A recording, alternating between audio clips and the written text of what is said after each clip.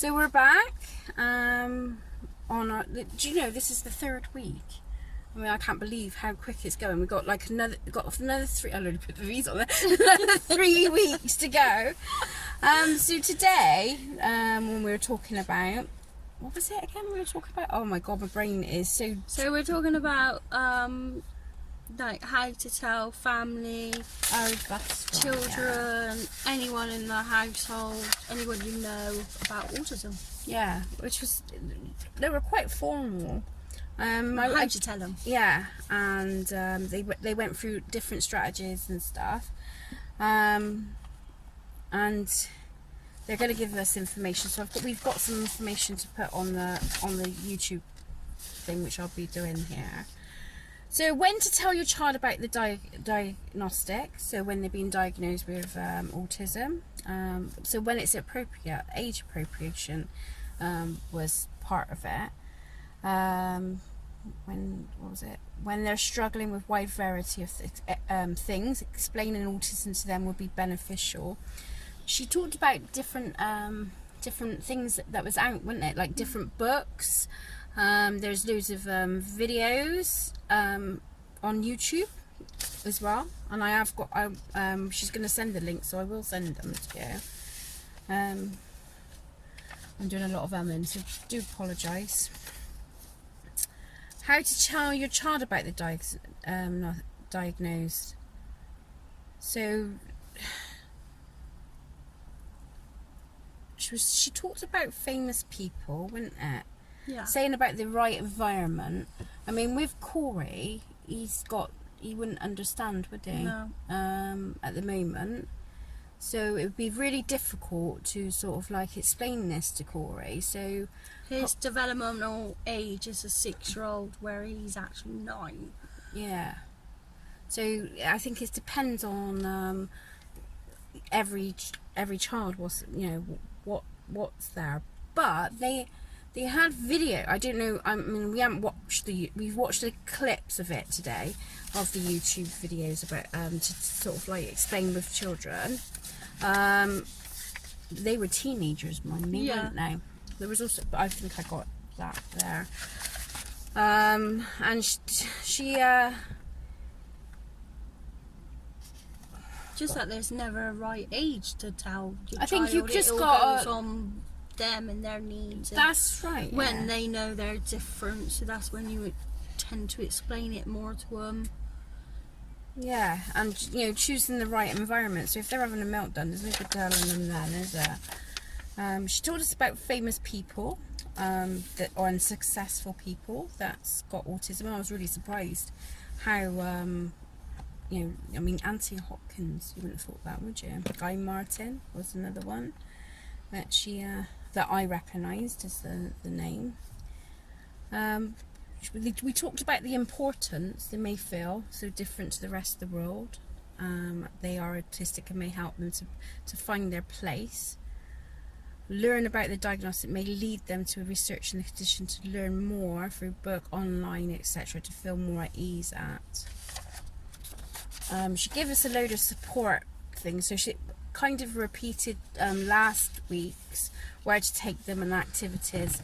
Again, she was very clear, in which I agree there. If you especially if you've got siblings as well, and you take them to like the parks and stuff like that, they can meet children of siblings, which is a great support for them and having a bit more understanding. We also got onto the subject, and this is the one that you really wanted to get into, wasn't it? Was talking to siblings about child diagnostics or their difficulties. So it's like, I mean, my son didn't have autism. He had learning difficulties in that, but I know with Joe and Danny, Luke was kind of my centre of my attention, not deliberately. It was just that, unfortunately, Luke needed my knees more than the girls. Well, not literally, but do you know what I mean? He was more demanding in a match. So it can feel, and I know from like my other daughter Danielle, she said, I did feel, Mum, sometimes that Luke got most of the attention in that, and it can be really, really difficult for parents, because, you know, especially when you've got additional needs child. So they were talking about how to sort of like get the siblings to sort of like have a bit more understanding what was going on. I mean, both of you did do at the time, I know we're talking about autism, but both of you did go do like oh fucking hell, my brain is gone now. I can't remember, we've done so many things. Yeah, you did. You sort of got involved, didn't you, Yeah. with the behaviour strategies and stuff like that. So they're saying on the same levels, it's like having, you know, sitting them down and explaining that their, you know, that their brother or sister is slightly different to them, and they may need to have more care given to them. So, and they're explaining about sensory issues, which is with autism, the core issues. You know, you need a routine with a lot of the autistic. You know, they like their Pacific way. So explaining why to the siblings, and that, you know, sometimes when they have a meltdown or things become more overwhelming, you know, that they're not being naughty, it's just, you know, they're reacting and responding to it. So they sort of went through all that, and how to support the brothers and sisters as well. So it's sort of like letting them talk things out, wasn't it? Yeah. I mean, Elena, I mean, how old is Elena? She's 6. She's 6, but she's quite, you know, she's quite clued up, and Yeah. she knows. She knows her brother's different, that's Yeah. for sure. And she's a bit of a mother hen all. She follows after her mother. So I think she would really benefit. This is me as a nanny. I would think she would benefit with that my Autism Me YouTube thing. There was also like cartoons, so Palo, PABABLO, which is a cartoon about an autistic child, and they've got some like TV series on Netflix, and it's typical. I'm gonna definitely watch that. I don't know if it's child appropriate. I don't know, but maybe, you know, for you guys, Watch it first. watch it first, yeah. So they sort of like talked about like different things that you can do. They got books, Me and My Sister, which is A like, good one for yeah. siblings. and My Awesome Autism. We don't know what it's like, because we just learnt all this today. So you know, we're just going by our experience. So look, do your own research there. You know, if you're watching this video for this purpose, also do the course if you get the opportunity as well. 1 in September. 1 in September. Listening to their worries and thoughts and complaints about their siblings, so letting them sound off. I think that's one of the mistakes I made. I know it's a completely different, but my youngest did have additional needs. So I think my mistake was I didn't give the chance for my girls to have that time. You know, they were quite, you know, they were like, do as I say. Not have a say. Yeah. That was more Yeah. me and Danny struggled with, not having a say. Yeah. And that progressed to us as we're getting older. Yeah. So I think, you know, if I rewinded it back, and I know you can't rewind it back, I think I would Change that for definite, and give them, you know, I try to be the part of it. So giving your kids credit where it's due, I suppose, in that sense. Then they talked about how to tell family and friends about the diagnosis. I think it's just breaking it down, isn't it? You know, what the autism is and how it affects your child, because again, it's all different, isn't it? Every autism child is different. They're not all the same. And, you know, they talked about labelling, you know, why you want that label. Well, obviously, because we want to get support. Yeah. So that's the big... And to understand your child more. Yes. So you can manage certain things. Struggles, behaviours and challenges. Again, saying not naughty. Also giving people a chance to, you know, if you're going to tell your parent, you know, your grandparents or family, friends, or, you know, anyone who's involved, give them a chance to process it, you know, so they can come back with questions and stuff like that. So that was another thing that we spoke about as well. Yeah, understand others' feelings towards it as well, because no one wants a label of their child of being different. So to have a different aspect of it, and it does take a while for it to sink in your brain. Yeah. That your child's different. Yeah, definitely. Yeah. I'm going through the paperwork as we go along. I think that's pretty much, you know, what we're dealing with. I know you're gonna get get negative reactions. I don't know. I mean, as a support worker, I've got, you know, when I've took out the service users and that, they've you know, and when I used to take Luke out, I used to get quite a negative, can't you control your child, or, you know, or the funny looks and stuff like that. And it can be sometimes really difficult, because you feel bad for them, because although they don't really take notice of it, you know, they're more what do they call it? The word Lizard. I know what I meant. Yeah, religion. Yeah, I can't say the bloody word. Sorry, guys. I'll probably put if I can work it out, I'll put the word in there. Them than us, you know, because I know I used to get quite hypersensitive, you know, about, you know, my son and stuff. And I've had it where I've had negative people towards Corey too. And it's just finding ways of dealing with it. It was the right way. Yeah, it was quite intense today. I must admit. Emotional. It's not an easy topic to talk about. No, it's not, because it's like, how do you explain that? Is, you know, it again, it's knowing the facts, and approaching the right people as well. Yeah. And we're new into this, so it's fairly new, I suppose, with mums and dads, you know, families. It's who's dealt with it for a couple of years and stuff like that. I'm not saying it's easy, because it's not, but you're putting all those into practice anyway, so you've managed to deal with that. Again, it goes down to the fact, it was, what was one of the mums turned around and said that they do out in the public? They just say, so he's autistic, he's having a meltdown, and that's it. He's overwhelmed. So overwhelmed, that's it. Just saying he's autistic, he's overwhelmed, and then more people would be like, okay, they're more accepting to that. Yeah. It was very formal. I mean, I don't want to, we don't want to go on and on and on and on what it was. I mean, you can get the gist of it here.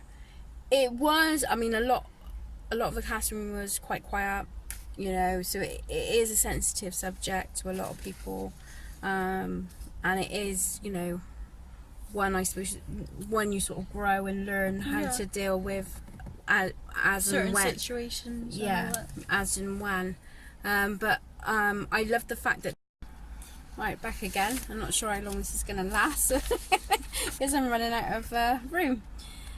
I did find the course very intense. I did love the fact there's loads of information and loads of input. You do have to do a bit of your own research here as well. I feel like it's going to help us to help Corey, because I'm his nan as well. I think it's going to be really good, because if Elena or Macy or even Emily asking questions, then I've got the information to able to support Joe with that. So I think it's, you know, I'm glad I come on the course. I mean, we're third into the week and there's so much learned already. Yeah. I know a lot of you may have already had the experience, but this is new to new to us. Although it's not the you know, because he's not, you know, 9. he's not new to it, you know, because we've always had an idea that this could possibly be the road that Corey's going to go onto. You know, we're waiting to get that diagnosis, but to have this insight, I so wish I had that when Luke was growing up, because I think you just got that more support, I suppose, and more of having an understanding. And I always believe in anything, regardless what it is, if you've got an understanding of a behaviour or how someone ticks or how things work, you then can manage it better. Okay, it doesn't make it go away, but it helps you to be able to maintain and manage it. And that is what I'm going to leave my view on it. What is your just having a better understanding of why my son is the way he is.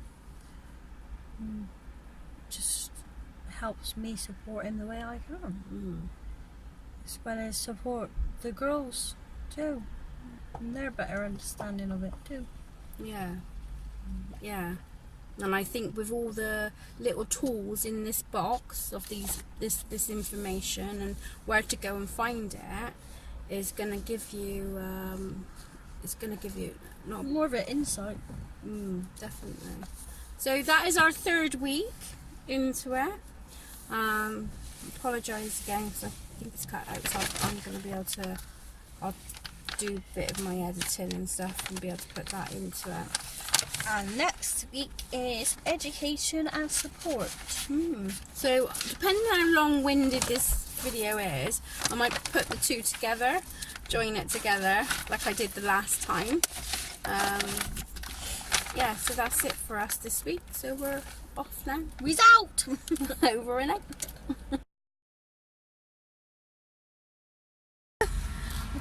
Hi, we're back again. It's week 3 and it's talking about educational support.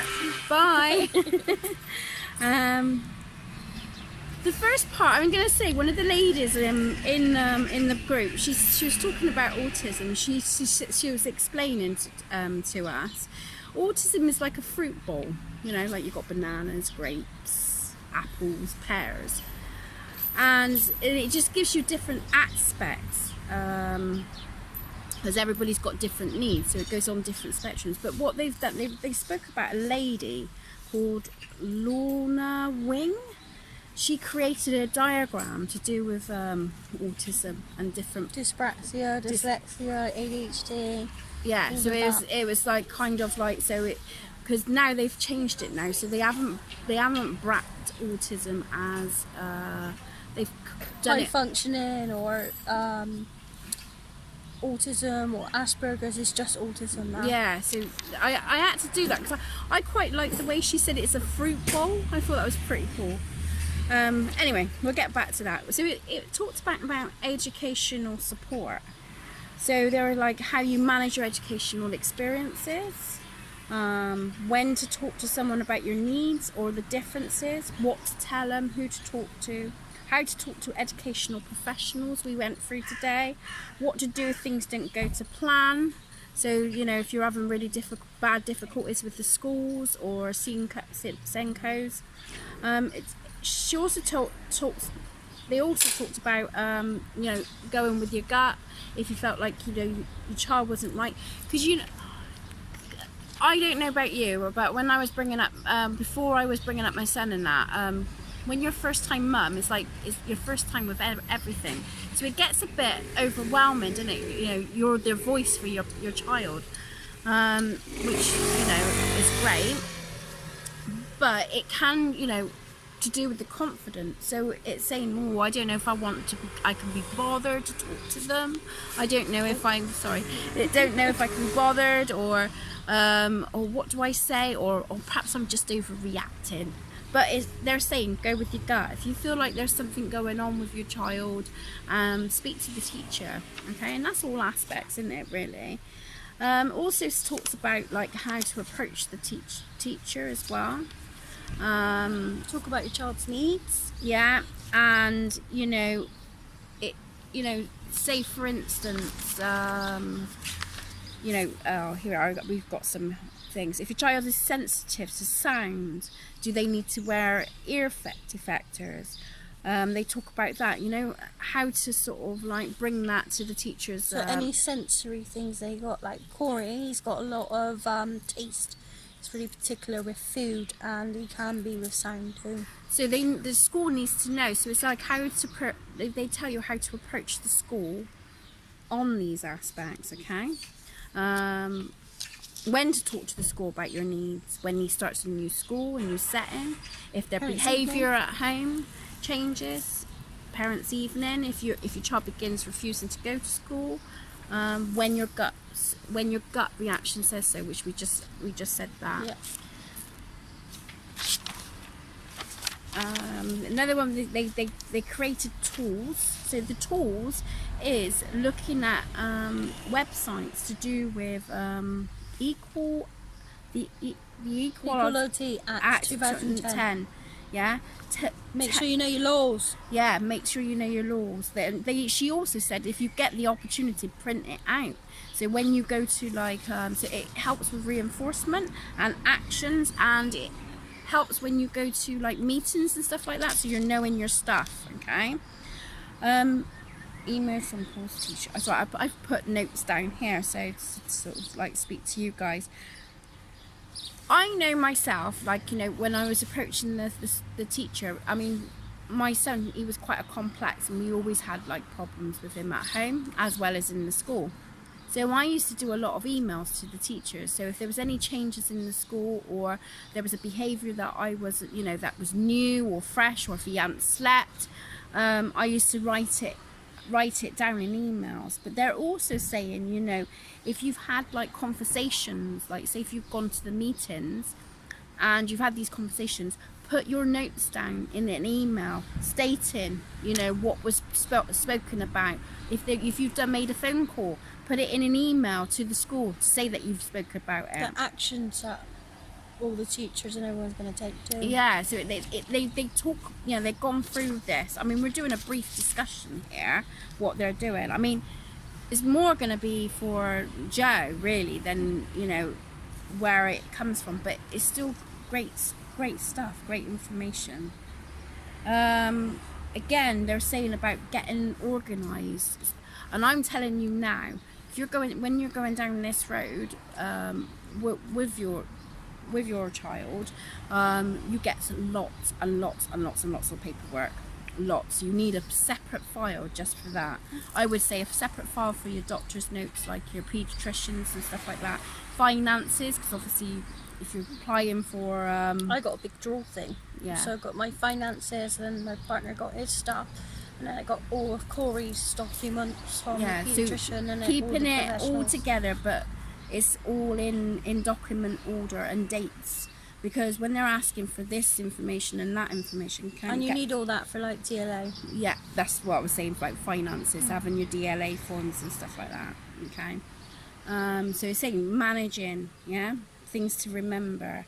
They also said about not overloading the teacher with information as well. So key points, what you feel that your child would need in the school. You've got to remember they're learning just as much as you, so yeah. They're not going to know it all. Again, know your rights. So I've been lucky. I never really had any problems with Senko, yeah. Nor me. So I've been quite lucky, but I know that there's some parents that do get the difficulties. So they're saying about special needs defined. The Code of Practice 2014 defines CNO as follows. I won't read it out. I'll put information down in the side when I get the information. Okay. Then they're saying the CNO Code Practice as well. So it's knowing all your legal rights. Okay. Useful to have if you're having issues, and it's a useful if you feel like your child's been excluded in the school. Okay. Also, did you know, what was that? They said the way you approach things. Did you know, talking about the Code of Practice, I'm gibberish. The SEN Code of Practice. Thank you. Not Sino, the SEN. I am. She is going Sino. Oh dear, so much information. Can I refer? Yeah, so again, it's like getting the CNO code of practice, so getting that information down. I'm doing it again, aren't I? SENO. SEN, yeah, code of practice, yeah. Okay, all right, we'll go past that.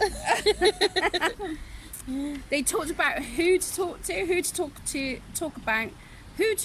to about your child in SEN. Way! Yeah, your child teacher. Senkos or Sendco. Okay. Parent support liaison. Which every school should have a Senko worker. And a parent support liaison so they can help. And an SEN governor. Okay, these are the ones to sort of approach, especially if you're having difficulties. Okay. Services to be aware of. They talked about the British Autism team. Now I know that's for Bristol City Council. Okay. Ask the school. Sometimes the school's not always known for this service, but they are there to support you. That's a tool that they've given us. The other one, oh god, I gotta pronounce it. Is Integra. It's spelled INTEGRA. And that's South Gloucestershire. But schools have got to pay for that. Yeah, they have got to pay for that service. So they only put it for a priority. So that's where the other bits of information will come into play. Yeah, if they're not meeting their needs, the school's not meeting the needs, and your child needs that extra support. How to talk to educational professionals. So it's saying building relationships. I done email to build my relationships. Mine's communication book. Yeah, communication book. You know, just letting them know what's going on in the home and all that lot. Being aware that they may have bad days. You know, they're all doing their job. So, you know, so they don't know it all. Yeah. Also, keep pushing. That is so important, and it can be overwhelming for parents. I know that, and like I said, I haven't got an autistic child, but I had an additional needs child, and it was hard going, especially like trying to get your point across and trying to get that support. But the thing you've got to keep at it. Okay. You can apply for EHCP, which is Education Healthcare Plan Assessment. You can either do it yourself or you can get the school to do it. Yeah, and it back then it was statement. Yeah. For when I applied for the girls and Luke, but the school done it. So, but if the school is refusing, apparently you can apply for it too, as long as you've got proof that they are not meeting up with the needs of the child. Okay, so you need all your information. And you need an ECHP to get in a special needs school. Yeah. With that, supportive parents can help you with that, and they will help. If you ask them, they will go to the meetings. Yeah. Okay. It talked about school exclusions. Okay. I've never had to deal with that, so no. I'm lucky in that way. And I never had to deal with that, so I was lucky in that aspect. I mean, I will say this is an amazing course to go on to. If you're in the Bristol area and you get an opportunity to do it, or like, you know, email them, because, you know, if you've got an autistic child, it's a fantastic. They're very, very formal, and they really give you a lot of information. A hell of a lot of information. So, you know, it talks about, you know, yeah, they briefed on school inclusions. I won't go into that, but the main important thing they said is being organised, plan and research. You know, do your research on things. Write things down before you go into the meeting. Yeah, and always document everything that you've said to the teacher and everything, and put it down as an email. You know, especially if it's not like small things, but if it's really, really important stuff. So then the kids, there's a big change in the home, there's big change in the school. Yeah. They need to know what's Or going on. like Joe does, she does it. You do. I done it. Email. You do communication it. book, You do it for the communication. Blah, blah, which blah. works for us. Yeah. So whatever. don't look at it. It talks about complaints to the school. So say for instance you've gone through all these procedures and that the schools are not doing their justice to your children, okay, you can put that formal complaint, okay, but make sure that you've done everything else. Know the complaints procedure. Yeah, know the complaints procedure. So they advised us today, you know, if you have got that, is go onto the school's website first and look at the complaints and the procedure first beforehand. If you're going to be writing an email, make sure you put at the bottom that this is a formal complaint, okay? Because they will take it seriously. Yeah, they will take it, not that you're like doing your little run, okay? Also make sure you take a break after you've had to do it, to go back to it, because I know when I used to get myself all worked up and I'm like, ah, like this, then you know, there's loads of stuff in there that shouldn't be in there. So could we go be swear words that could be in there. Yeah, so you know, so they go into this.